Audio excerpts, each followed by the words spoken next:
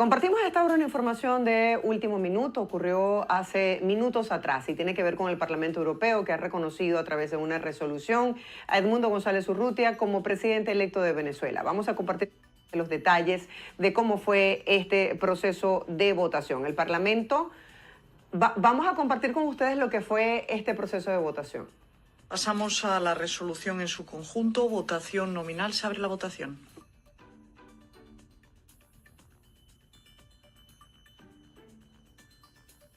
Se cierra.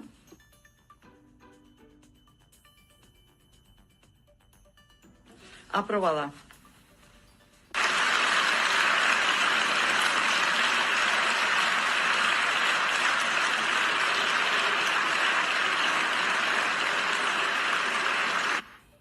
Bueno, así estuvo el proceso de votación. Vamos a compartir con ustedes en detalle quienes votaron a favor, en contra y las abstenciones. El Parlamento Europeo ha reconocido este jueves al líder opositor Edmundo González Urrutia como presidente elegido democráticamente en Venezuela, en un texto, por cierto, no vinculante, es simbólico, que ha salido adelante con los síes del Partido Popular Europeo, los ultraconservadores y la extrema derecha. Esta resolución fue aprobada con 309 votos a favor, 201 en contra y 12 abstenciones. También reconoce a María Corina Machado como líder de las fuerzas democráticas en Venezuela y reclama a la Unión Europea y a sus Estados miembros, quienes tienen la competencia en política exterior, que se unan en el reconocimiento a Edmundo González Urrutia. Esta es una información, como les digo, que se produjo hace pocos minutos.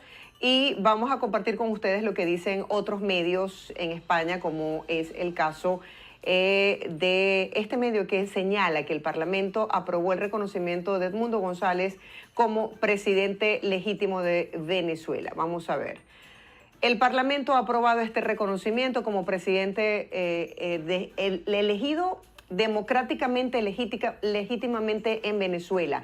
Esta resolución ha salido adelante y cuenta con la Unión Europea. Están pidiendo que la Unión Europea se sume y respalde lo que ha sido este pronunciamiento, esta resolución, y los Estados miembros que hagan el mismo reconocimiento. Piden una orden de arresto internacional contra Nicolás Maduro por crímenes contra la humanidad ante las graves violaciones a los derechos humanos que ha llevado a cabo. Estoy leyendo textualmente lo que ha sido esta cobertura de la resolución del Parlamento Europeo. Este texto ha sido impulsado por el Partido Popular Europeo junto con grupos como por ejemplo el que lidera Giorgia Meloni y Vox. El Grupo Socialista y los liberales decidieron no apoyar el documento porque rechazaban reconocer a Edmundo González Urrutia como presidente, aunque los liberales han anunciado que se abstendrían. Es parte de lo que significa esta noticia en desarrollo que tiene que ver con este pronunciamiento, esta resolución no vinculante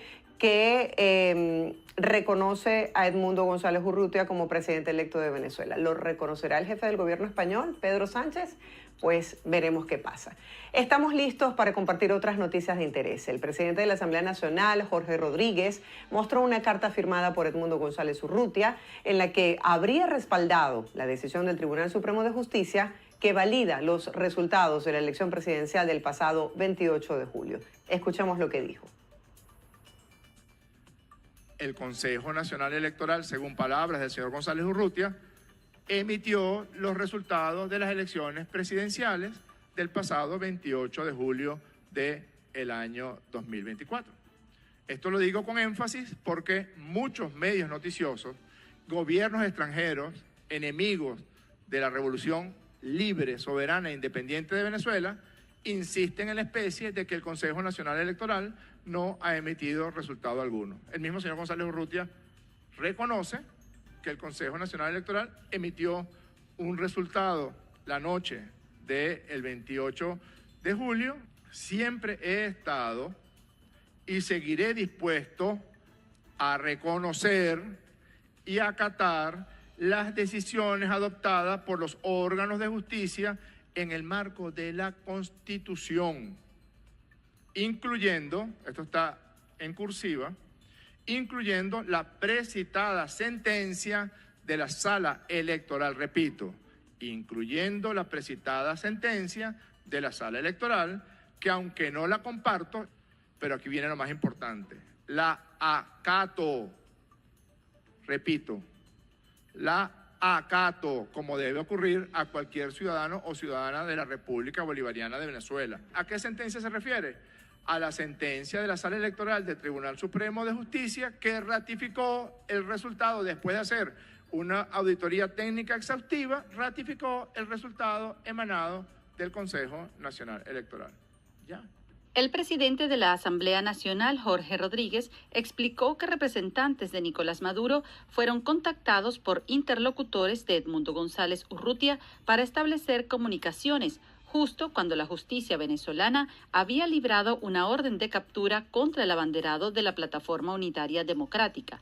Rodríguez explicó que esos interlocutores manifestaron el deseo que González Urrutia tenía de abandonar el país, por lo que solicitó a las autoridades venezolanas salvoconductos para poder desplazarse al aeropuerto y tomar el vuelo en un avión de las Fuerzas Aéreas Españolas que finalmente lo llevó hasta España, donde solicitó asilo político. El también coordinador de la campaña electoral oficialista aseguró que la misiva fue redactada de manera voluntaria. Aquí está la carta debidamente firmada por el señor Edmundo González Urrutia. Primero muestro su firma.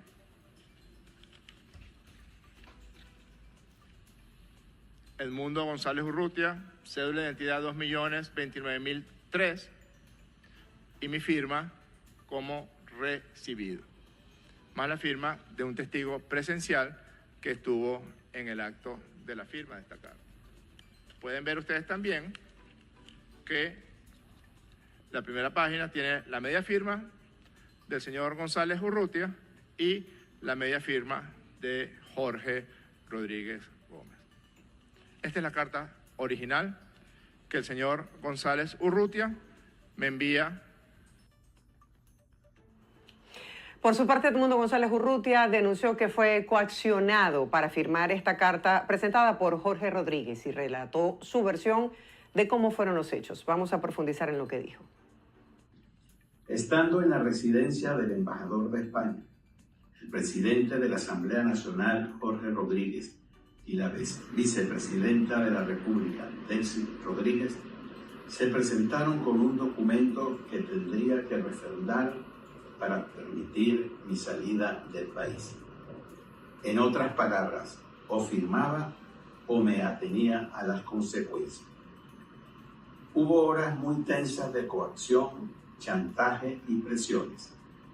En esos momentos consideré que podía ser más útil, libre que encerrado e imposibilitado de cumplir con las tareas que me encomendó el soberano. Un documento producido bajo coacción está viciado de nulidad absoluta por un vicio grave en el consentimiento. Como presidente electo de millones y millones de venezolanos que votaron por un cambio, la democracia y la paz, no me van a callar. Jamás los voy a traicionar. Esto lo saben todas y cada una de las personas con las que he hablado hasta hoy.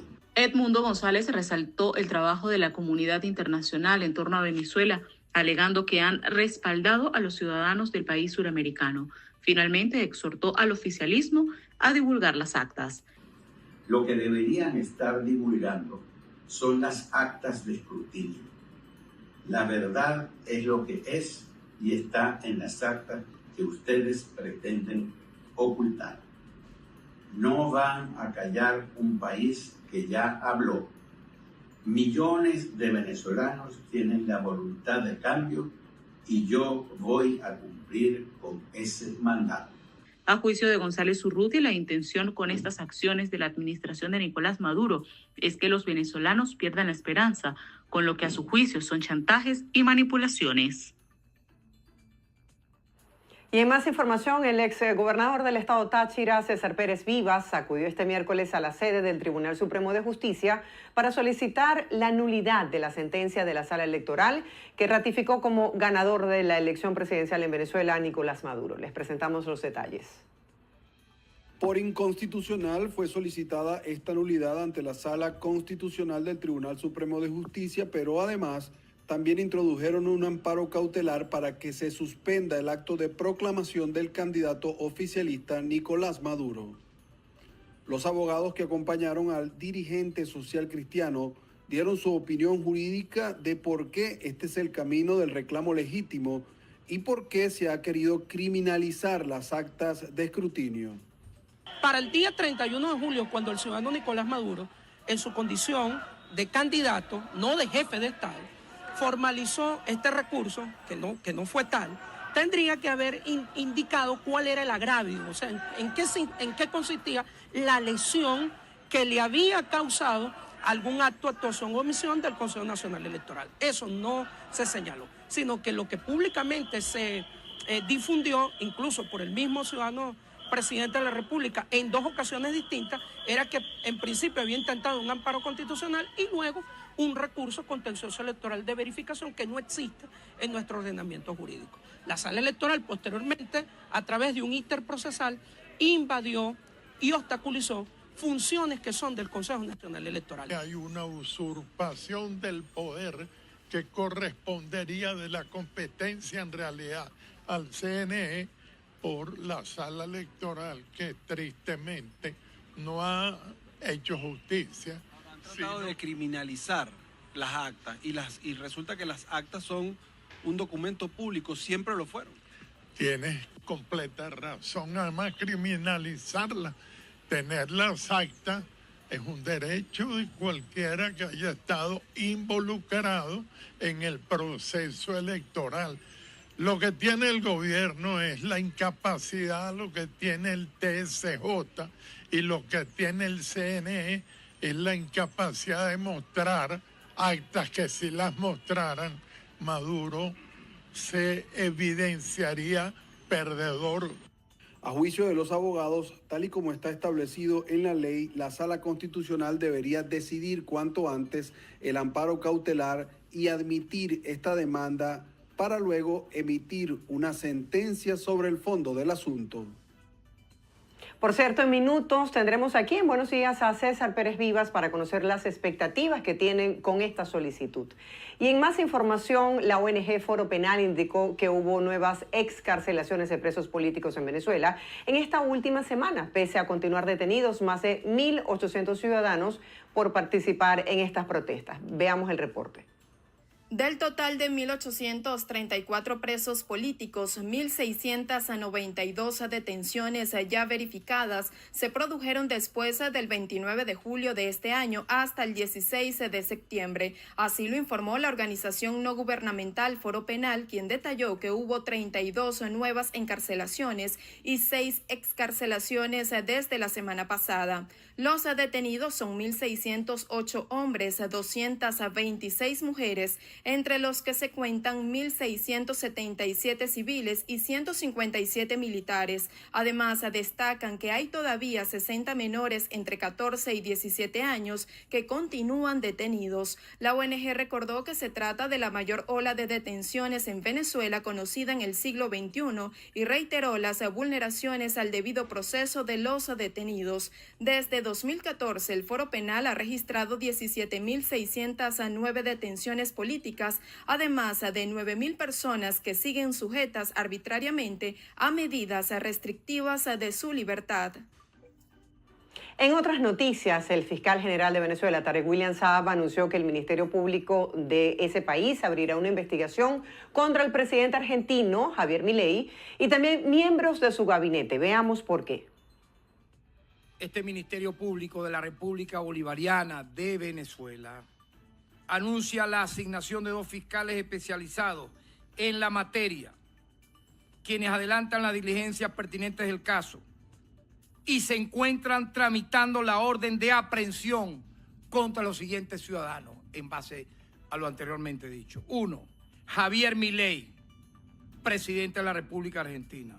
Karina Milei, secretaria general de la Presidencia de la Nación Argentina. Y Patricia Bullrich, ministra de Seguridad de la Nación Argentina.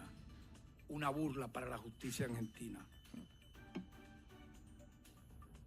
Esto que estoy acá expresando, en las próximas horas tendrá su consecuencia en un tribunal competente acá en Venezuela, con las respectivas órdenes de aprehensión en los respectivos organismos competentes, porque eso que acabamos de mostrar no puede quedar impune.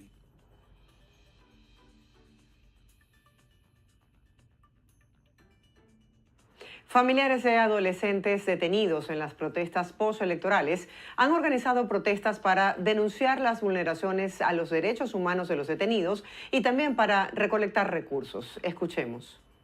Un grupo de familiares de adolescentes detenidos en Venezuela denunció torturas en centros de detención tras las protestas contra las elecciones del 28 de julio que ratificaron a Nicolás Maduro como presidente de Venezuela.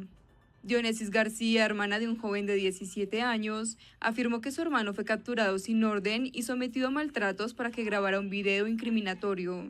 Hicieron un abordaje dentro del urbanismo y detuvieron a varios adolescentes y adultos. Dentro de ellos está el caso de mi hermano. Mi hermano fue víctima de tortura en zona 7. Le colocaron lo que le llaman una capucha, electricidad, con la intención de obligarlo a grabar un video donde él dice que tenía que pagar, que le pagaron $50 por salir a manifestar. Los detenidos enfrentaron cargos de terrorismo e incitación al odio, aunque muchos no participaron en las manifestaciones. García criticó la represión y la falta de justicia para los jóvenes afectados. Y queremos hacer un llamado porque ser pobre no es un delito. Nosotros los pobres también tenemos derecho a una defensa digna. Para ayudar a los detenidos, los familiares han iniciado una campaña de recolección de alimentos y productos de higiene apoyados por ciudadanos solidarios. Entre los familiares se encuentra Tini Urbina, madre de un detenido. Estamos haciendo una recolecta porque no tenemos el dinero para mantener martes y viernes todas las visitas, llevar jabón y ese tipo de cosas, porque, no podemos trabajar, la desesperación es grande, no tenemos tiempo de trabajar, ya que tenemos que estar con nuestros hijos, tenemos que estar en movimiento, vamos a tribunales, no nos dan respuesta, nadie nos da una respuesta coherente. La ONG Foro Penal reporta al menos 58 menores detenidos en el país. Los familiares han organizado protestas para visibilizar sus casos y demandar justicia, además de recolectar productos básicos durante sus manifestaciones.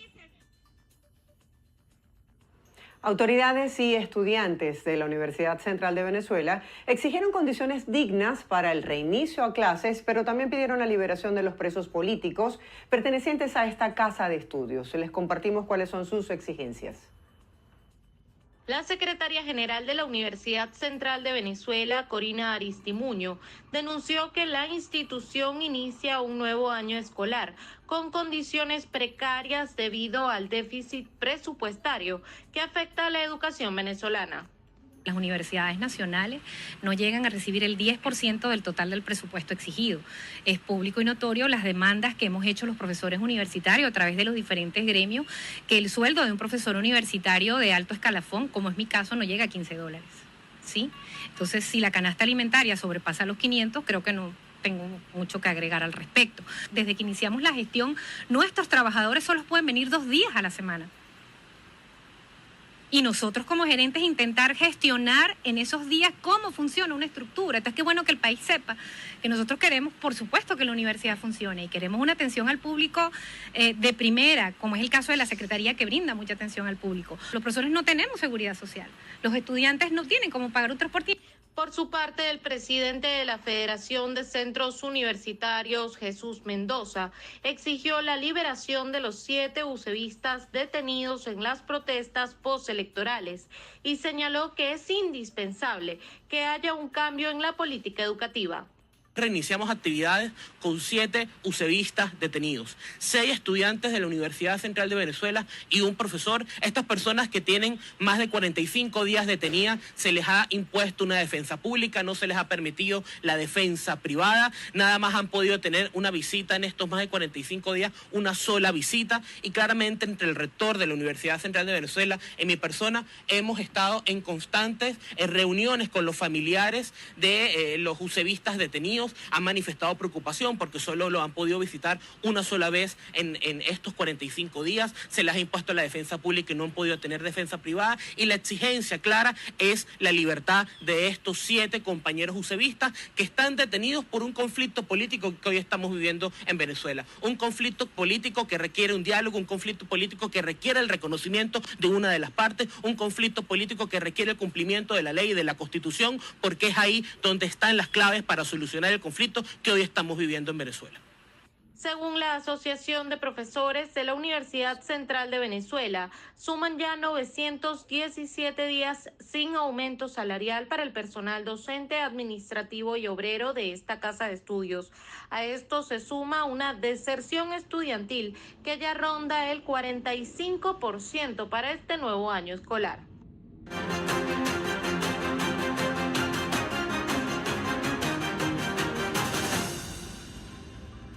Amigos, y hace pocos minutos Edmundo González Urrutia se pronunció tras conocerse esta resolución del Parlamento Europeo. Escuchemos lo que dijo.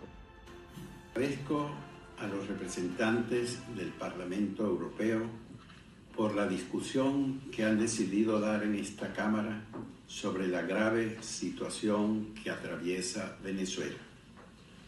Los venezolanos queremos lo mismo que los europeos han logrado alcanzar en nuestro tiempo: vivir en libertad y democracia bajo un Estado de Derecho. Al agradecer esta invitación del Parlamento Europeo y haciendo particularmente extensivo este agradecimiento a su presidenta, la eurodiputada Roberta Metsola, quisiera comenzar justamente por poner de relieve lo que ha sido uno de los principales méritos que ha caracterizado la actuación de la diputada Metsola al frente de esta Cámara Común: la búsqueda de difíciles consensos en un momento en el cual priva a nivel mundial un empobrecimiento y reducción de la libertad. Hablo en nombre de Venezuela y de todos los venezolanos, como depositario de sus votos mayoritarios. Hablo por los que viven en el país y por los que conforman la migración más grande de América Latina. Como venezolano no me hallo solo, muy por el contrario, me acompaña esa voz estruendosa de todo un pueblo que, esté donde esté, anhela reencontrarse con un futuro de libertad y bienestar. Obligado a salir de mi país a causa de presiones inenarrables y de amenazas extremas como millones de venezolanos, estoy aquí ante todos ustedes, honradamente convertido en gestor en cuantas acciones y diligencias diplomáticas puedan verse a nuestro alcance al más alto nivel, para motorizar la solidaridad con la causa democrática venezolana. Lo que María Corina ha hecho y sigue haciendo desde Venezuela en su condición de lideresa es garantía de que, junto al compromiso de quien desde aquí les habla, es que nuestro país no sufra ningún quebranto, ni duda, ni desaliento, pese a todos los obstáculos, pese a todos los terrores y pese a todos los riesgos, de buscarle hasta el mismísimo final una solución pacífica a la crisis venezolana con garantías políticas para todos y todas. El pasado 28 de julio, el pueblo venezolano se expresó de forma contundente para emitir un mandato claro a favor de un cambio democratizador. Las actas oficiales que demuestran nuestro triunfo están a disposición del mundo entero. Hoy, a mes y medio de tales elecciones, el régimen, en lugar de reconocer el deseo de cambio de los venezolanos, han desatado una terrible oleada represiva. 25 asesinatos, decenas de exiliados y más de 2.000 detenidos, incluyendo niños y adolescentes, son el saldo de estas últimas semanas. Por eso, ante la claridad de los resultados obtenidos en las pasadas elecciones en Venezuela, las democracias del mundo deben pronunciarse y deben hacerlo conforme a su principio inherente de apego a la verdad y a la voluntad soberana de los pueblos. En los alcances que aquí mismo y donde yo esté pueda tener mi propia voz, considero llegada la hora de solicitarle a Europa una vez más y más enérgicamente que nunca lo tanto que ésta pudiera hacer desde su actuación colegiada a nivel internacional para contribuir al propósito de que en Venezuela se haga valer la soberanía popular expresada en las urnas el pasado 28 de julio. Desde aquí, desde este continente que supo recobrar a tiempo su buena marcha económica y democrática y que continúa comprometido con esa prédica, me declaro dispuesto a no dejar impunes los crímenes y violencia que se nos ha impuesto a los venezolanos. También quiero reconocer y agradecer a las representaciones diplomáticas europeas por su firme respuesta a persecuciones, arbitrariedades y a la violación de los derechos políticos más elementales, así como agradecer la acogida a mi temporaria salida del país. Y quisiera subrayarlo con toda fuerza, con que me sienta capaz de decirlo, mi temporaria salida. Europa es hija de la razón, que obra siempre conforme a la verdad. De ahí la importancia de quienes integran este Europarlamento y que por ende encarnan y custodian ese gran legado europeo y universal. Actúen conforme a la verdad y en pro de la justicia, en pleno reconocimiento de la voluntad soberana del pueblo venezolano. Muchas gracias por su atención.